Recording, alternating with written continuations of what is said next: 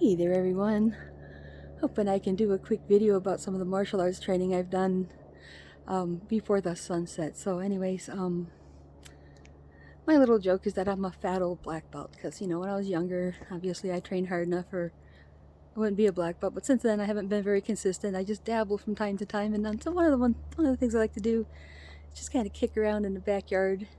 And it's actually a really good idea to do this. So try to work on the training that you have in clothes that you'd normally be wearing. Like so it's kind of cold out. So I got on my hat. I got some layers. I got a shirt. Got two shirts under this hoodie and this jacket, and then I've got some jeans. I'm wearing my type of shoes I'd wear if it's snowing out. And I'm gonna be working on this bag. This is just an old piece of junk. Whoever had it last seemed to put some dirt and rocks in the bottom, and I think you're supposed to put water in this. But anyways, it's not something where you want to hit it really hard. It's not something to train power on. So it's more or less something to make contact with, practice contact. So you can practice your technique and form more or less. And is the thing I recommend. So if you're training on an old bag like that, you might not want to go bare knuckle, but at the same time you want to prepare yourself to be able to fight bare knuckle, so you want to save your hands. Next best thing you can do is put some work gloves on. So I bought these specifically to hit this bag without wrecking my knuckles. So you can use this bag to do some light training. I might take my stance, do some of my basic strikes, think about my technique, and then also my kicks. Wow!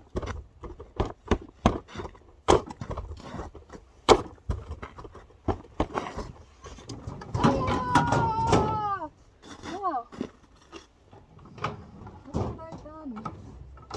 Anyways, so I have some weapons training, and we call this the double-ended staff.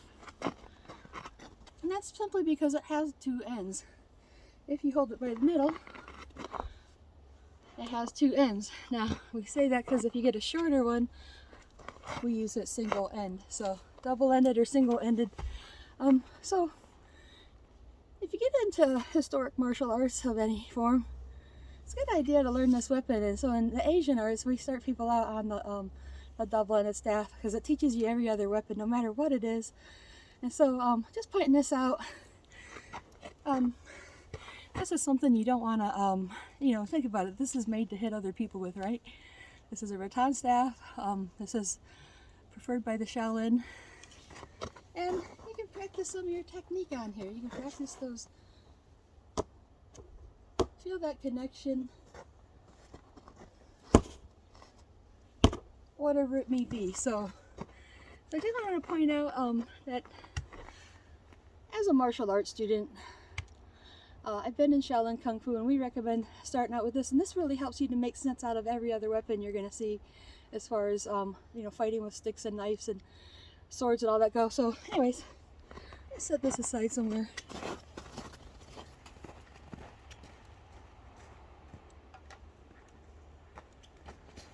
Yeah, because I set up a little place to set some of these things.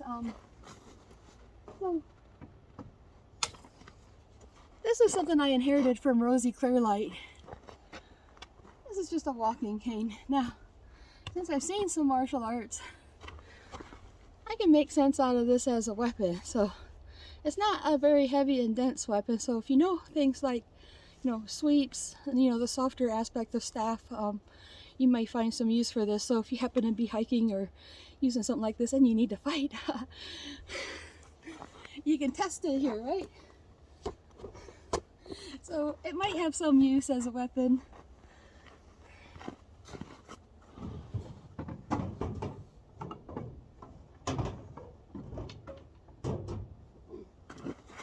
However, these type of canes are even better weapons because they're harder.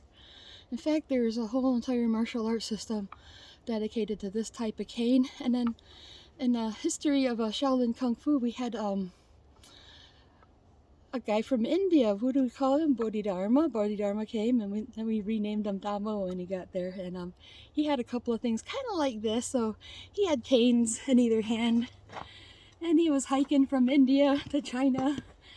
And when he needed to fight, these were his weapons, you know. So these would make fine weapons, especially with that beak. But whoo! So we can take these. We can test them out on our trusty old piece of junk bag. See how it works as a weapon. Ooh.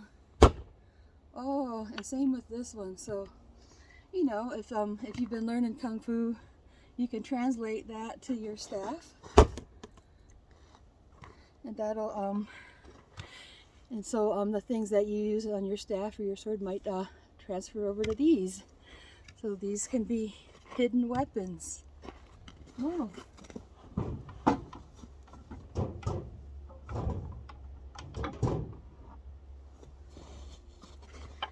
These aren't typical Asian weapons, however, these are very nice to have because Rosey's last husband that she was married to, Howard Clearlite, he was a martial arts enthusiast. He was the Zen Buddhist man, and he made these all out of driftwood. And what I have here, this was a half staff, and he even put a little knob on. And so what that means is it should be half as long as a double-ended staff. The only thing is there was a knot down here, and it went out to here, and I took it out here, and I whacked it across this bag, and it broke off where the knot was. So I went ahead and shaved it down.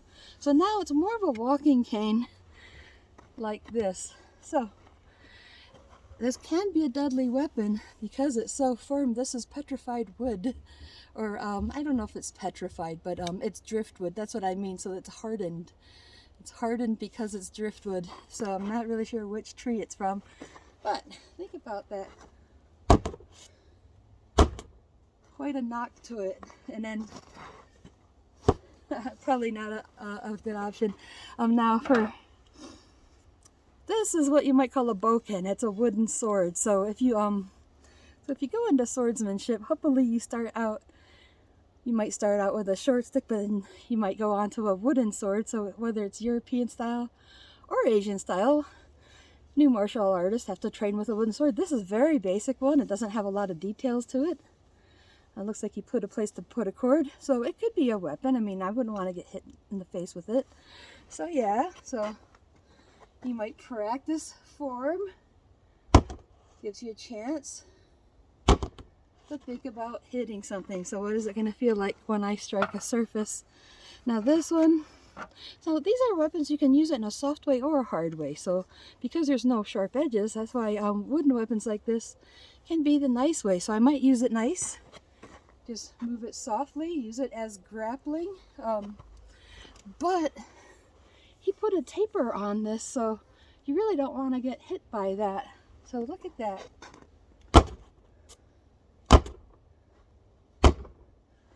So it doesn't take a lot of power to hit hard with this one. So these are Howard Clearlite's creation. And so I inherited these, and I also inherited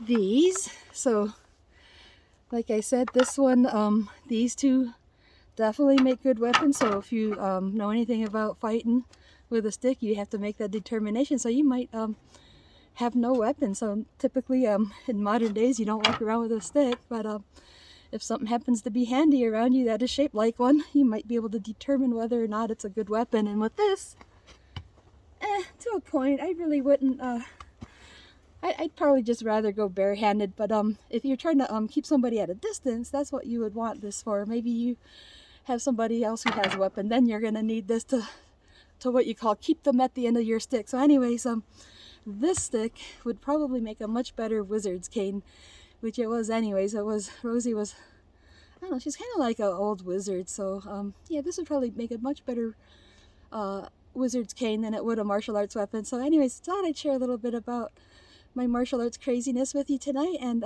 hope you enjoyed it and you enjoy the weekend, and I'll talk to you next time.